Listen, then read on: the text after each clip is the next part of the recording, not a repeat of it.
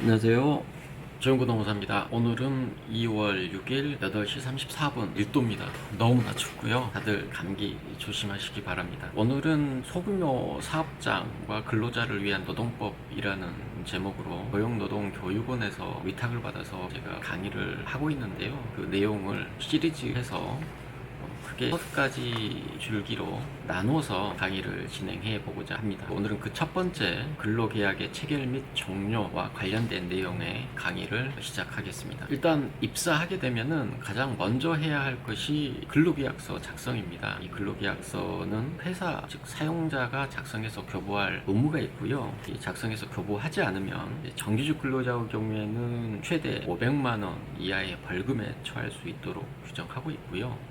기간제 근로자의 경우에는 최대 500만 원 이하의 과태료 규정에 처하도록 규정하고 있습니다. 그래서 회사 사용자는 반드시 근로계약서를 작성해서 교부하는 것까지 이행을 해야 합니다. 그리고 근로자분께서는 만약에 계약서 작성 및 교부받지 못했다고 하면은 본인의 권리이기 때문에 작성해서 교부 주도록 요청하실 수 있고요. 설사 교부받지 못했다고 하더라도 근로자분께서 어떤 처벌을 받는 것은 전혀 아니고요. 오히려 교부받지 못했음을 이유로 노동청에 신고할 수 있다. 이렇게 보시면 될 것 같습니다. 근로계약서의 주요 기재사항은 임금의 구성 항목, 계산 방법, 지급 방법 및 소정 근로 시간, 그 다음에 휴일, 연차, 유급, 휴가, 근로 장소와 업무 내용 등에 관한 사항이 반드시 기재되어야 합니다. 그리고 기간제 및 단시간 근로자의 경우에는 근로일 및 근로일부, 근로시간 역시도 반드시 표기되어야 합니다. 흔히 얘기하는 비정규직이라고 일컫는데요. 법적 용어는 아니고요. 상대적으로 기간이 정함이 없는 근로자에 비해서 계약 기간이 정해져 있다는 의미의 기간제 근로자, 통상 근로자보다 근무 시간이 짧은 단시간 근로자, 그리고 우리 사용사업주 소속이 아닌 파견사업주 소속으로 되어 있지만 일은 사용사업주 지휘 하에서 그 사용사업주 사업장에서 근무하게 되는 파견 근로자, 이 세 가지 형태를 우리가 비정규직 근로자라고 얘기하고, 이거를 관할 법이 기간제 및 단시간 근로자 보호 등에 관한 법률, 그리고 파견 근로자 보호 등에 관한 법률이 있습니다. 그리고 이 법률에서 규정하고 있지 않는 사항은 기본 법령인 근로기준법이 적용된다, 이렇게 이해하시면 되겠습니다. 근로계약 관계가 종료하는 유형은 크게 세 가지입니다. 하나는 회사가 근로계약 관계를 종료시키는 일방적인 통보인 해고, 그리고 두 번째 근로자가 근로계약 관계를 종료하는,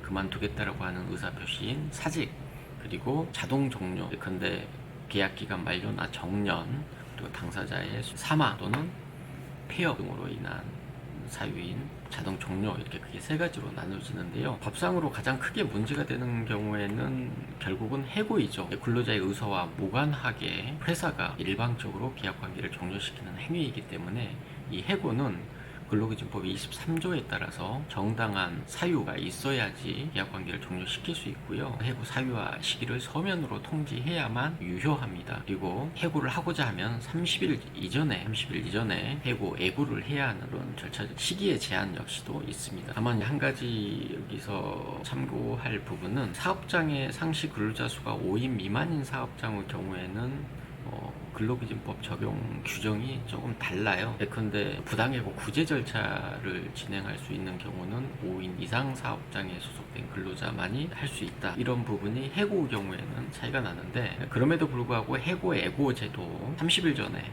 해고하기 전 30일 전에는 예고해야 하고 30일 전에 예고하지 않으면 30일분의 통상임금을 지급해야 하는 해고 예고 제도는 5인 미만 사업장 근로자에게도 적용이 된다, 이렇게 말씀드릴 수 있고요. 해고가 아닌 공고사직이나 사직 또는 해지의 경우에는 해고 제한 규정이 적용되지 않기 때문에 30일 전에 예고를 하거나 또는 해고 예고 수당이 적용될 리가 없습니다. 징계가 해고이고요. 징계의 종류에 있을 수 있습니다. 감봉도 있을 수 있고, 강등도 있을 수 있고, 정직도 있을 수 있고, 경고도 있을 수 있습니다. 다만 이러한 징계가 정당하기 위해서는 징계 사유가 정당해야 하고, 징계 절차나 징계 양정이 정당해야 합니다. 그래서 이러한 징계의 정당성에 이의를 갖고 있는 근로자 경우에는 이 징계를 받은 날로부터 인해 이 사업장을 관할하고 있는 관할 지방노동위원회의 부당 징계 등의 통해 구제 신청을 할 수 있습니다. 그래서 이 구제 신청이 인용된다면 징계의 경우에는